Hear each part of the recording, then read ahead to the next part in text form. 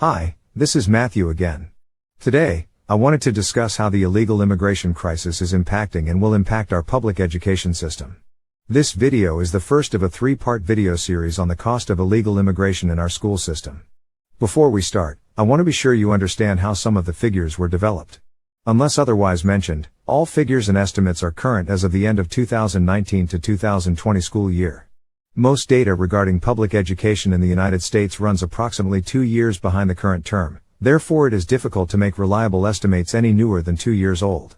Since the number of illegal immigrants has drastically increased in the last 3 years under the Biden administration, you can only imagine how much things have changed. Unfortunately, the cost of this part of the illegal immigration increase has not properly been discussed. Our only hope is that this should give you a better idea of how it is impacting every school district where immigrants have been shipped. To calculate the cost of limited English proficiency, or LEP, students in the United States, we analyzed the total cost per pupil in each state as listed by the U.S. Census Bureau. We then estimated the additional cost of educating LEP students by randomly sampling the LEP-related budgets of dozens of school districts across the United States, weighting for district size, type, and cost of living. We then applied these cost assessments to the LEP student totals in each state as reported by the National Center for Education Statistics, again weighting for variances in cost of living and education costs. Public school districts across the United States continue to suffer under a massive unfunded mandate imposed by the federal government, the requirement to educate millions of illegal aliens, the school-age children of illegal aliens, and unassimilated unvetted refugees, all at taxpayer expense. Further adding to this burden are millions of students from legal immigrant families admitted into this country despite being unable to fluently speak English. We estimate that it currently costs public schools just over $78 billion to serve this burgeoning population based on data from 2020. The struggle to fund programs for students with limited English proficiency, or LEP for short, represents a major drain on school budgets as they redirect resources away from American citizens to support English learner programs. Currently, 5.1 million students, or more than 10% of all students in American public schools, are designated as LEP. Despite this, only 370,000 teachers hold the proper certifications to adequately educate them, according to the U.S. Department of Education. It is estimated that at least 76,000 additional teachers are needed to properly educate them over the next 5 years. Currently, more than 100,000 instructors are acting as LEP teachers despite lacking the proper certification. The lack of necessary teachers and infrastructure to educate this population has hindered the performance of limited English proficiency, or LEP, and non-LEP students alike and has severely stunted the ability of the children of new immigrants to assimilate into American culture. As a result, the children and grandchildren of immigrants in America today are finding far less educational and economic success than they did in the past. Since the most recent cumulative data on this subject comes from 2020, it's important to keep in mind that, unless otherwise noted, the figures detailed within this report do not take into account the massive surge of legal and illegal immigration into the United States since President Biden took office. Based in large measure on the 1982 Supreme Court ruling Plyler v. Doe, school districts must fully accommodate the children of illegal aliens as well as the children of lawfully present migrant families. This largely unfunded mandate on states generated an acute need for educators capable of teaching LEP students and has made it difficult and expensive to keep schools properly staffed. Since illegal alien families are virtually all low earners who pay little to no taxes, the cost of educating these students falls almost entirely on the shoulders of American citizens and lawfully present immigrants. The federal government only provides 7.9% of public school funding. The rest comes from state and local resources, split roughly down the middle. For LEP programs, however, Congress contributes barely 1% of the cost despite the federal requirement for states to educate the children of illegal aliens. However, don't forget, even the funds provided by the federal government come from us taxpayers. With new migrants flooding school systems due to unchecked immigration policies in the United States and school budgets not proportionally rising to accommodate this influx, local districts are feeling the squeeze. Furthermore, many of these students not only lack basic English speaking skills but also come from locations that offer subpar education, if any at all, in all subjects. Because of this, already overwhelmed and underpaid teachers are facing additional strain, and student performance is unsurprisingly lagging. Despite a significant growth in public school enrollment, the decade after the Great Recession saw some of the most catastrophic budget cuts to public school districts in recent history. In 2015, 29 states provided less overall state school funding per student than they did in 2008.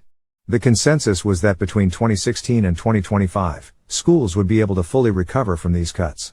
However, the unexpected COVID pandemic resulted instead in further cuts to the education system. Approximately 570,000 education-related jobs were slashed nationwide during the height of the pandemic, and most school districts have not fully recovered financially or academically. Increased immigration places a strain on school resources for three primary reasons. First, new migrants have not contributed federal, state, and local taxes to the public school system for a significant period before their children enroll, and thereby don't offset the cost of education deficits. 2. According to the U.S. Census Bureau, the poverty rate for new migrant families is more than 60% higher than it is for native-born families. 3. New migrant families often do not speak English well. Even though the average new migrant family does not contribute enough in taxes to cover the cost of their children's education, their schooling costs significantly more than the education of the average public school pupil. These might not be significant issues if migrant families went on to earn more than native-born families in the long term, but this is not the case. The overall median income for migrant families is roughly $2,500 less than native-born families, so the initial drain on school resources is not adequately recovered in the long run. So, as more and more migrants move to the United States, legally and illegally, and enroll their children in public schools, the strain on school resources is only growing. Additionally, as noted previously, there is already a severe shortage of teachers who are properly qualified to teach LEP students. Because of this, there is little evidence that schools will be able to appropriately handle the additional influx of new students triggered by the multiple immigration crises facing the United States. Considering that public schools typically release full enrollment and performance data 2 years after the conclusion of each school year, it could be some time before we know the full adverse impact of the Biden administration's failed immigration policies. Nationwide, LEP students cost taxpayers just over $78 billion annually. Virtually the entirety of this cost, 99%, is borne by taxpayers at the local and state levels. The cost of educating LEP students has swelled by $18.8 billion since 2016. This massive increase is primarily due to an increase in the total number of LEP students, as well as large increases in associated education costs. This fiscal impact is felt well beyond states that share a border with Mexico. In fact, 14 of the 70 states spending more than $1 billion on LEP programs in 2020 don't border Mexico. They are Colorado, Illinois, Washington, Virginia, Georgia, Massachusetts, Michigan, Minnesota, Florida, New Jersey, North Carolina, Washington, New York, and Maryland. All but 9 states now have more than 10,000 students designated as LEP, and 26 states have more than 50,000 LEP students. California and Texas now exceed 1 million LEP students. In every state, the number of LEP students has increased over the past decade and is increasing exponentially due to the border policies of our current administration. Furthermore, since the release of this data, legal admissions into the country have surged beyond pre-pandemic levels, and in the past 3 years, the Biden administration has released more than 9 million illegal aliens freely into the country with little risk of deportation. While the majority of illegal aliens encountered at the border are single males, there has been a marked increase in the number of unaccompanied alien minors, as well as family units. So the true cost of educating the children of illegal aliens is almost certainly significantly higher at this point, and will only continue to increase until the self-inflicted crisis at the southern border is resolved or Biden decides to reinstate some of the policies of the Trump administration. The COVID pandemic impacted limited English proficiency, or LEP students particularly hard. Most LEPs do not have an English-speaking home environment to maintain their limited skills during periods of online schooling. As a result, school districts across the country were burdened with dedicating millions of dollars of COVID relief funds to special bilingual LEP programs that do not serve the general student population. Throughout the pandemic, 3 different relief packages were passed by Congress, ESSER 1 and 2, and ARP ESSER, awarding grants to schools to address the impact of pandemic shutdowns. These programs provided local schools with around $189.5 billion, an unprecedented level of federal spending, for various programs. The ARP ESSER funds for education, totaling $122 billion, specifically require states to set aside 5%, and districts 20%, of the received funding for most affected students, specifically mentioning LEPs multiple times. In practice, this means a huge allocation of limited funds to LEP students. Many districts spent large chunks of discretionary relief funding on services specifically for LEP students. Fairfax County Public Schools, for example, spent $2,681,000 of ARP funds on LEP-specific services with no relevance to the general student population. The same is true for dozens of other school districts as well. A significant number of the students in the United States designated as LEP are the children of illegal aliens. Increases in the fiscal and social costs associated with these students should be classified as almost entirely preventable, as the growing illegal immigrant population in the United States is the result of flawed immigration policy, non-enforcement of existing laws, and weak border security. As of the 2020 school year, we estimate that 4.8 million public school students, or roughly 6.5% of the total U.S. enrollment, are the children of illegal aliens or are illegal aliens themselves. Additionally, between fiscal year 2017 and 2021, the Office of Refugee Resettlement released 265,000 unaccompanied minors, or WAMs, into the country. Most of these, minus the small number who are not yet old enough to attend school, were enrolled in a public school system. This group entered the United States without any parent or legal guardian and is typically placed with a non-immediate family member or even a foster home. Therefore, 100% of the costs associated with their education fall on law-abiding citizens and legally present migrants. Not all children of illegal aliens are designated as LEP, but most will fall into this category, as it's estimated that only 7% of illegal alien households speak English as their primary language at home. Furthermore, only 25% of all illegal aliens can speak English at a proficient level. Based on these figures, at least 3.6 million children of illegal aliens qualify as LEP, and therefore likely cost taxpayers approximately $55.0 billion, a majority of the total LEP costs across the nation. The education of non-LEP children of illegal aliens costs taxpayers approximately $15.8 billion, meaning it costs U.S. taxpayers approximately $78 billion to educate the children of illegal aliens as of a couple of years ago. Certainly, with the rapidly increasing illegal immigration, the real cost of LEP education is going to increase rapidly. This is a cost that most Americans aren't willing to pay. The cost of illegal immigration on the education system is also one that is hidden from the public and will not show up until after the 2024 election. I wonder how the public will react when they find out that the education being provided to their children will be severely affected. Despite the high costs of educating LEP students, American schools have almost nothing to show for the time and money invested by taxpayers. By every possible measure, LEP students develop poorly over time and across all subject areas. Ill-designed and expensive LEP programs soak up scarce school funding, while the students they are designed to help miss benchmarks and hold back their peers. The National Assessment of Education Progress, or NAEP, grades student achievement using 4 categories: below basic, basic, proficient, and advanced. Only proficient and advanced mean that the student has a solid grasp of the subject being tested. In 2019, the NAEP classified just 15% of LEP 4th graders as proficient in mathematics, and only 1% as advanced. Their English fluent counterparts achieved 35% and 10% respectively. Even worse, only 9% of LEP 4th graders were proficient or advanced in reading, with just 25% achieving basic reading skills and a shocking 65% holding a below basic understanding of the subject.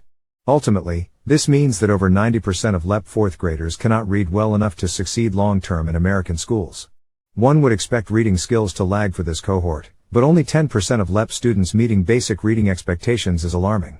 Education progress is hardly a good name for what's occurring in our schools, because even compared to the dismal 4th grade scores, achievement craters for older LEP students.